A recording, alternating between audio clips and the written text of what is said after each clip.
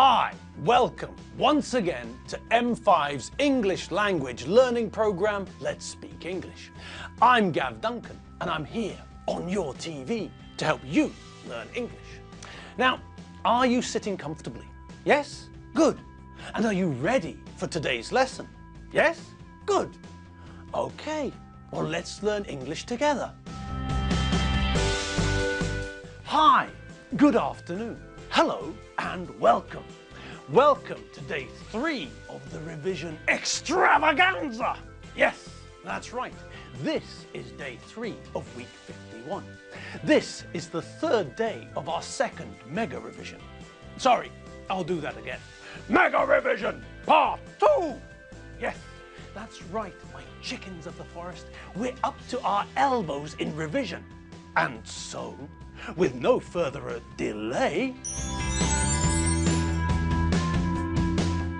let's get started on today's Latin lesson. Sorry, English lesson. I must try to remember that. Auribus teneo lupum barba tenus sapiente. Sorry. Force of habit. Okay, sorry. Normal service will resume shortly. About now, in fact. Now, I think we're back to normal. So, let me ask you a question. Do you remember what we were talking about yesterday? Aha, you do. Good.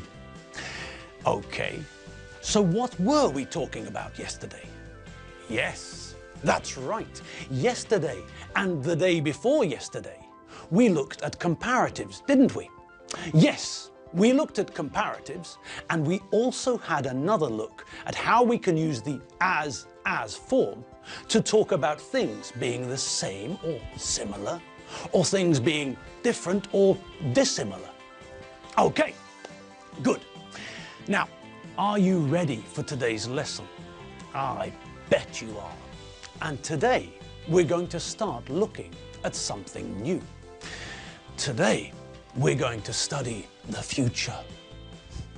But what's that? I can hear someone saying something. We've already looked at the future. Well, yes, that's true. But, well, there are 2 very important points we need to remember.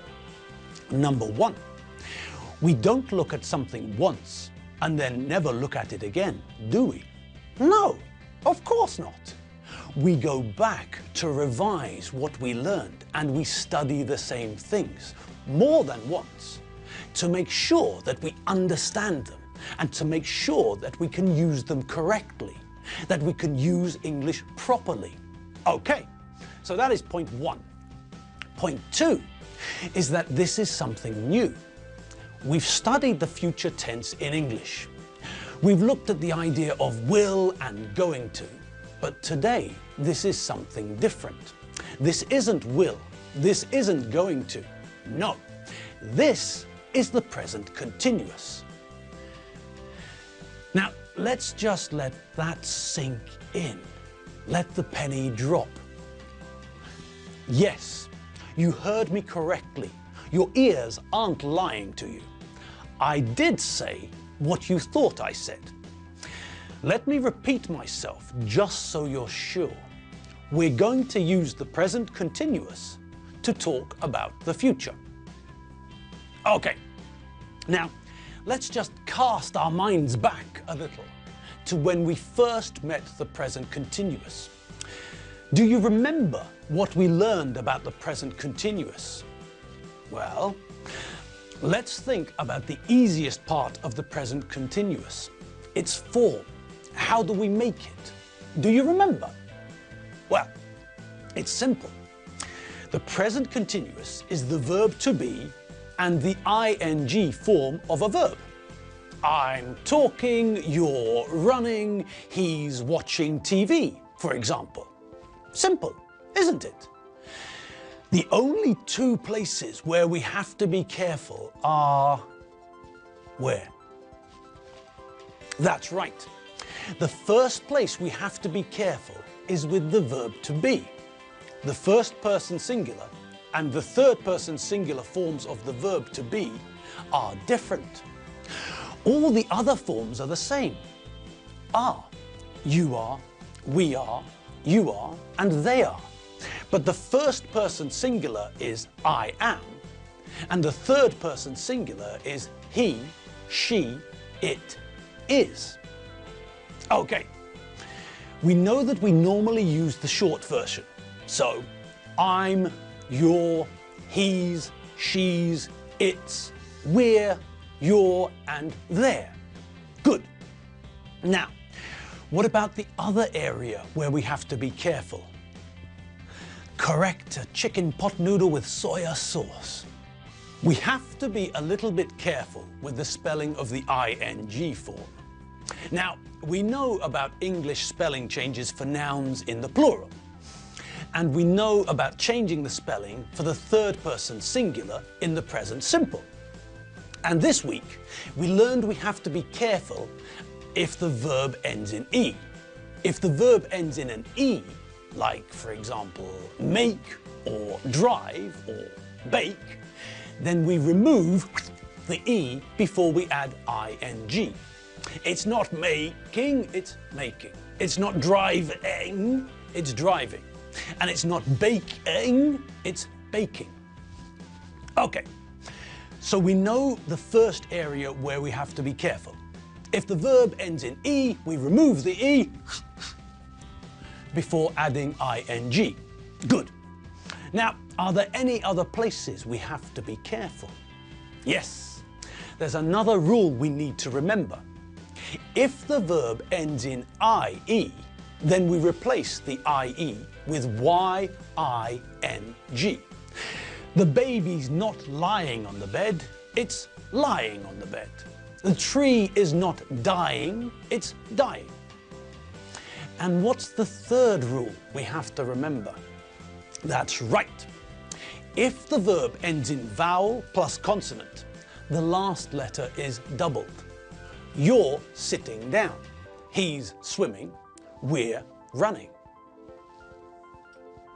Okay. So that's the positive form of the present continuous. Great. Now, what do we need to look at next? Correct, the bing bong patwanga. We need to think about the negative form. And what's the word we're going to see? Yes, that's right. The word we always see when we make a negative is not. Okay, so where do we put not? Well, you probably recall that we do the same thing that we do with have got. When we want to make a negative sentence using have got, we put not in the middle. Have got becomes have not got, or haven't got, because we all prefer the short version, don't we? Okay, well, like have got, we do a similar thing when we want to make the present continuous negative. We put not in the middle, between the verb to be and the ing form of the verb. I'm water skiing becomes I'm not water skiing. I'm dancing like a drunk gibbon becomes I'm not dancing like a drunk gibbon. Mabel had a table somewhere, I seem to recall. Mabel, Mabel, intelligent frog, look for the table, it's under that log. Please, thank you.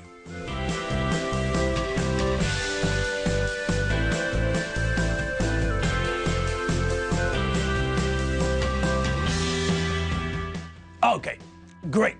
Thank you, Mabel. So, we know the positive and the negative form of the present continuous, but what's all this nonsense about using the present continuous to talk about the future? Well, I'll tell you, and it isn't nonsense. No, Aquila non captat muscas, as Julius Caesar used to say. Probably. Okay, so, until now, we saw that we use the present continuous for something which is happening now. I'm talking. You're watching telly. Chobber is recording the sounds I'm making. Petty is recording my moving image. Muddy is... well, I'm not sure, but it's very important. Okay, but we also use the present continuous for the future, for tomorrow or next week, for example. I'm playing squash tomorrow. Alfredo's not working next week. Now, if we look at those two examples, we can see that there's a plan. I've got a plan to play squash tomorrow. Alfredo's arranged to have next week off. Now, where else did we see the idea of a plan connected to the idea of the future? Can you remember? When we looked at the future, we learned two ways of talking about what is going to happen, didn't we? We learned about will and we learned about going to. When we learned about will, we learned that we use will for situations where we've got no control. This year, I will be 47, for example. It doesn't matter if I want to be 47 or not. I can't control time. So even if I want to stay young and 46, I can't. It's impossible. I don't have any control over this, so we use will. We also use will when we offer something or decide to do something, when the decision is spontaneous, when we decide something when we speak. Now, do you remember when we use going to? Yes, that's right. We use going to when we made a plan in the past to do something in the future, when the decision is not spontaneous but planned. We can also use going to when we can see that something is sure to happen. We can see it coming. We have evidence or proof that something is sure to happen. Do you remember the photo of the plane? You must remember. Here, let me refresh your memory. This is the picture that I'm talking about. Now, do you remember what I suggested the pilots were saying? That's right. One pilot was saying, "Bob, we're going to crash." And the other pilot was saying, "Mike, we're going to die." Good. Well, not good, but okay, good. And they were using the going to form because they can see the evidence, the proof. They're sure that something is going to happen. So they use going to. So, we saw the same idea when we looked at will and going to. Will was used in sentences when the decision to do something was spontaneous, when the decision was made at the time of speaking. Going to, on the other hand, indicated that you had decided earlier. The decision wasn't spontaneous. So, when we use the present continuous to talk about the future, we're using it in the same way as we use going to. We've got a plan for the future. We've arranged to do something. And now, we'll have to wait until our next lesson to continue looking at the future. Don't worry, we're going to look at the future again. I will talk about the future in our next lesson. We're looking at the future in English in our next lesson together. But today, well, we're out of time. And yes, we're out of time. So until tomorrow, remember everyone, coffee and cocktails. www.m5tv.hu. Coffee and cocktails. See you later. Bye.